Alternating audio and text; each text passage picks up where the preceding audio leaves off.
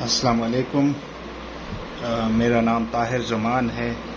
ये मेरा चैनल है डाइसेक्टेड साइंस के नाम से।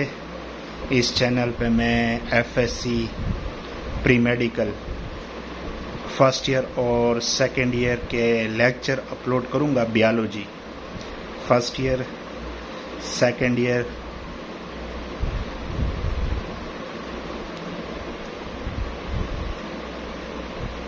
बायोलॉजी के लेक्चर्स अपलोड करूँगा। तो ये मेरा पहला लेक्चर है, लेक्चर नंबर 1। लेक्चर नंबर 1 मैंने जो चैप्टर चूज़ किया है पढ़ाने के लिए वो है cell biology. Cell biology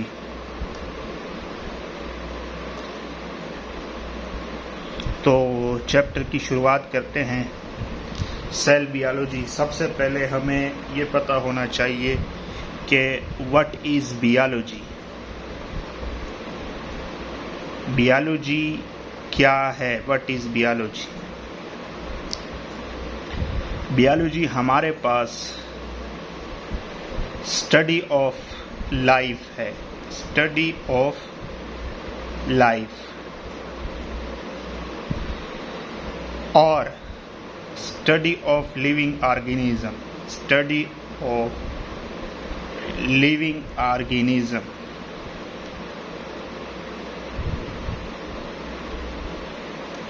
living organism के बारे में जब हम पढ़ते हैं तो ये बायोलॉजी में ये स्टडी आती है। लिविंग ऑर्गेनिज्म की स्टडी को हम बायोलॉजी कहते हैं। तो ये है बायोलॉजी की एक सिंपल सी डिफिनीशन। अब हम आते हैं, हमारा जो चैप्टर है इसके बारे में हम पढ़ते हैं। Cell biology. Cell biology basically ये बायोलॉजी की एक ब्रांच है,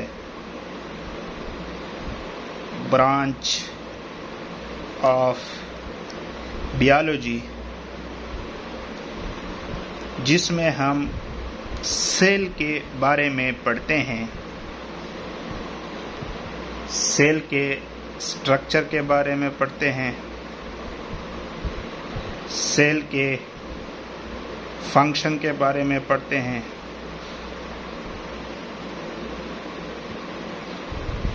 सेल का क्या रोल है हमारी बल्कि लिविंग बॉडी में, role of cell in living body, ये हम सेल बायोलॉजी में पढ़ते हैं। अब सवाल ये पैदा होता है कि व्हाट इज सेल? सेल क्या है? What is cell? तो इसका जवाब है कि सेल जो है ये हमारे पास स्ट्रक्चरल, सेल जो है ये हमारे पास structural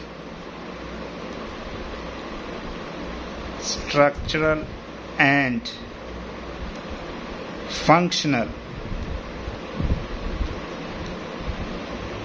functional unit of life. इसका मतलब ये है कि जितने भी जानदार हैं, अगर हम उनके स्ट्रक्चर को देखें तो वो जितने भी स्ट्रक्चर हैं वो सारे के सारे सेल से मिलकर बने हुए हैं। और हमारी दुनिया में जितने भी जानदार हैं, अगर हम उनके फंक्शन को देखें तो उनके फंक्शन कौन कंट्रोल करता है? उनके फंक्शन सेल कंट्रोल करता है। तो सेल जो है ये हमारे पास यूनिट ऑफ लाइफ है। Unit of life. सेल जो है ये हमारे पास बिल्डिंग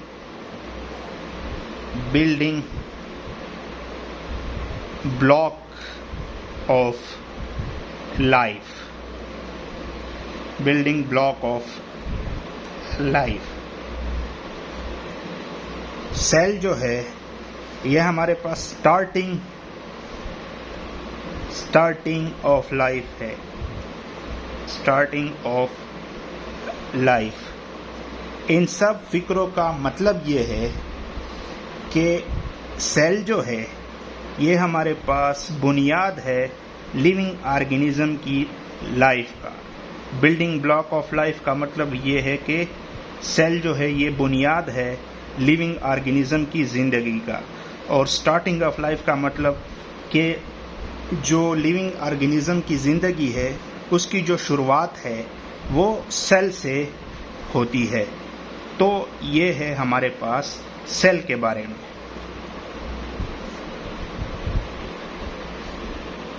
तो ये था हमारे पास सेल के बारे में. अब हम आते हैं हिस्ट्री ऑफ सेल के बारे में. हम पढ़ते हैं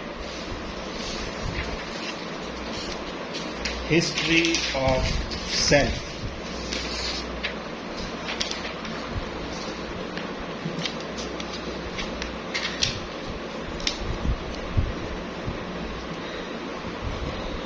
हिस्ट्री ऑफ सेल.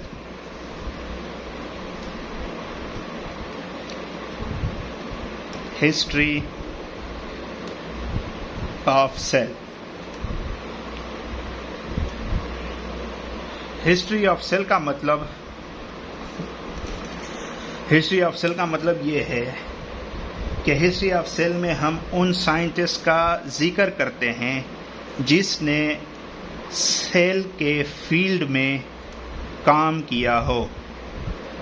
हम उन साइंटिस्ट के बारे में बात करेंगे जिसने सेल के फील्ड में वर्क किया हो या सेल पे काम किया हो. तो इसे हम कहते हैं हिस्ट्री ऑफ सेल. तो सेल पे जिस साइंटिस्ट ने सबसे पहले काम किया वो है हमारे पास रॉबर्ट हुक. इन्होंने सेल पे 1665 में काम किया.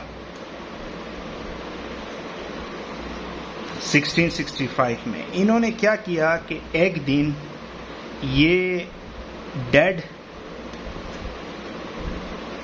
प्लांट्स के टिश्यू को स्टडी कर रहा था. डेड प्लांट्स के टिश्यू को स्टडी कर रहा था. तो इसने क्या देखा? इसने ये देखा डेड प्लांट्स के टिश्यू में कि हमारे पास एक ऐसा कंपार्टमेंट है जो हनी कॉम्ब लाइक है. हनी एक ऐसी जगह है जो हनी कॉम्ब लाइक है.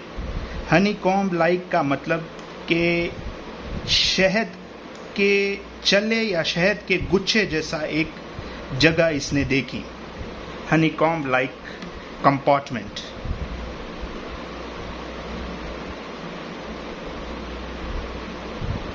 इसने डेड प्लांट्स के टिश्यू में एक ऐसी जगह देखी जो हनी कॉम्ब लाइक कंपार्टमेंट थी.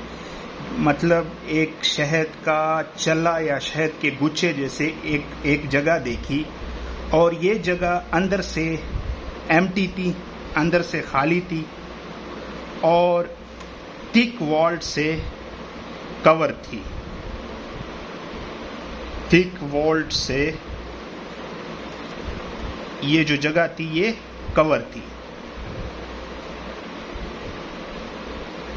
और इस जगह को रॉबर्ट हुक ने सेल का नाम दिया. सेल. तो ये थी हमारे पास रॉबर्ट हुक की स्टडी अबाउट द सेल इन 1665. इसके बाद एक और साइंटिस्ट आते हैं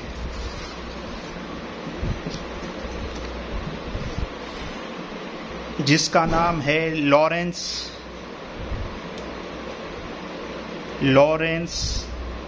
ओकेन.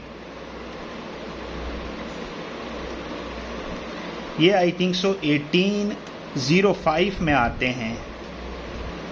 और ये लॉरेंस ओकेन ये कहते हैं कि हमारे पास जितने भी लिविंग ऑर्गेनिज्म हैं, ऑल लिविंग ऑर्गेनिज्म, जितने भी हमारे पास लिविंग ऑर्गेनिज्म हैं, वो सारे के सारे ओरिजिनेट होते हैं, originate from cell.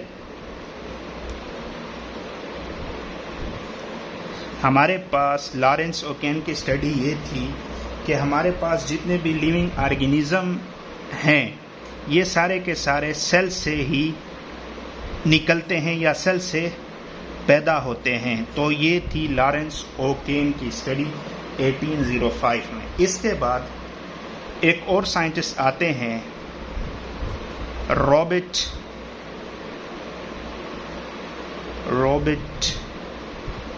Brown. Robert brown 1831 में आते हैं और रॉबर्ट ब्राउन ये कहते हैं कि हमारे पास सेल में एक डार्क ब्राउन सब्सटेंस प्रेजेंट है जिसे हम न्यूक्लियस कहते हैं। रॉबर्ट ब्राउन ने जो रॉबर्ट हुक की स्टडी थी, रॉबर्ट हुक की जो स्टडी थी उसे रिजेक्ट किया। रॉबर्ट हुक ये कहते थे कि हमारे पास जो सेल है वो एक एम्प्टी स्पेस है, लेकिन रॉबर्ट ब्राउन ये कहते हैं कि सेल में हमारे पास एक डार्क ब्राउन चीज प्रेजेंट है जिसे हम न्यूक्लियस कहते हैं। तो रॉबर्ट ब्राउन की स्टडी ये थी कि हमारे पास सेल में एक ऐसी चीज प्रेजेंट है जिसे हम न्यूक्लियस कहते हैं, और ये जो न्यूक्लियस की डिस्कवरी थी ये बहुत बड़ी डिस्कवरी थी in the field of science या बायोलॉजी, कि हमारे पास सेल में न्यूक्लियस प्रेजेंट है और न्यूक्लियस जो है इसे हम ब्रेन ऑफ द सेल भी कहते हैं, ब्रेन ऑफ द सेल। तो ये थी हमारे पास रॉबर्ट ब्राउन की स्टडी अबाउट द सेल। अब इसके बाद दो साइंटिस्ट और आते हैं, एक का नाम है शेवान, एक का नाम है शेवान, दूसरे का नाम है स्केल्डन, I think so, स्केल्डन।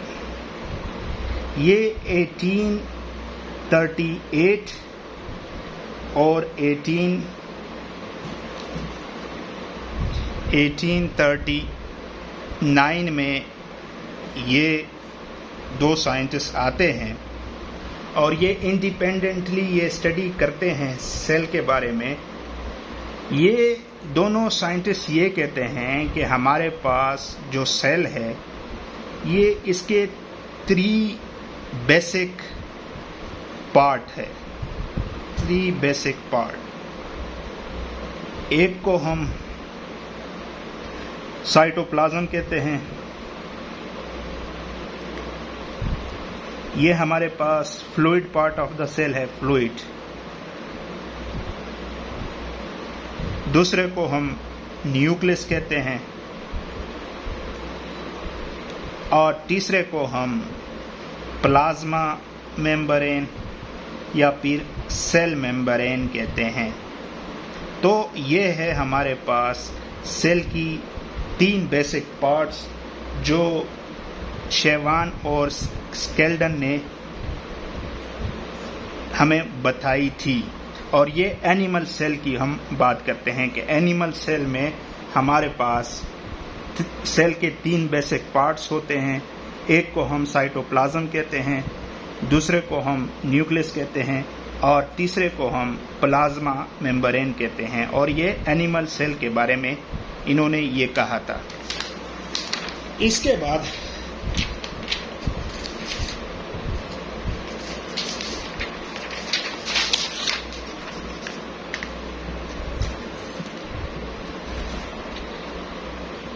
Animal cell के 3 बेसिक पार्ट हैं। एक को हम साइटोप्लाज्म कहते हैं, दूसरे को हम न्यूक्लियस कहते हैं और तीसरे को हम प्लाज्मा मेम्ब्रेन कहते हैं। दूसरी तरफ अगर हम प्लांट सेल की बात करें तो प्लांट सेल में हमारे पास साइटोप्लाज्म भी प्रेजेंट है, न्यूक्लियस भी प्रेजेंट है और प्लाज्मा मेम्ब्रेन भी प्रेजेंट है। लेकिन इसके साथ एक एडिशनल लेयर भी प्रेजेंट है, एडिशनल लेयर, जिसे हम सेल वॉल कहते हैं। प्लांट सेल में हमारे पास साइटोप्लाज्म प्रेजेंट है, न्यूक्लियस प्रेजेंट है, प्लाज्मा मेम्ब्रेन प्रेजेंट है। इसके साथ एक एडिशनल लेयर प्रेजेंट है जिसे हम सेल वॉल कहते हैं और इस स्टडी को हम सेल थ्योरी कहते हैं। ये जो शेवान और स्केल्डन की स्टडी थी इसे हम सेल थ्योरी कहते हैं और इस सेल थ्योरी के कुछ बेसिक्स पॉइंट्स हैं जो 9th 10th और FEC के बायोलॉजी के बुक्स में हमें बताई गई हैं। वो है हमारे पास पहला जो पॉइंट है कि हमारे पास जितने भी लिविंग ऑर्गेनिज्म हैं वो सेल से ही मिलकर बने हुए हैं। All living organism are made up of cell. हमारे पास जो न्यू सेल होते हैं, नए सेल, वो पैदा होते हैं प्री एग्जिस्टिंग सेल से। प्री एग्जिस्टिंग सेल से नए सेल हमारे पास पहले से मौजूद जो सेल हैं उनसे पैदा होते हैं। और तीसरा जो पॉइंट है, हमारे पास जितने भी मेटाबॉलिक एक्टिविटीज़ होती हैं, मेटाबॉलिक एक्टिविटीज़, ये सारा के सारे सेल से ही कंट्रोल होते हैं। और हमारे पास जितने भी रिप्रोडक्टिव एक्टिविटीज़, रिप्रोडक्शन की एक्टिविटीज़ होती हैं, ये भी सेल से ही रिप्रोडक्शन, REPOR, रिप्रोडक्शन की spelling REP, reproduction, I think so spelling. Reproductions की जो एक्टिविटीज़ होती हैं वो भी सेल से ही कंट्रोल होते हैं। तो ये था हमारे पास सेल के बारे में और सेल के हिस्ट्री के बारे में।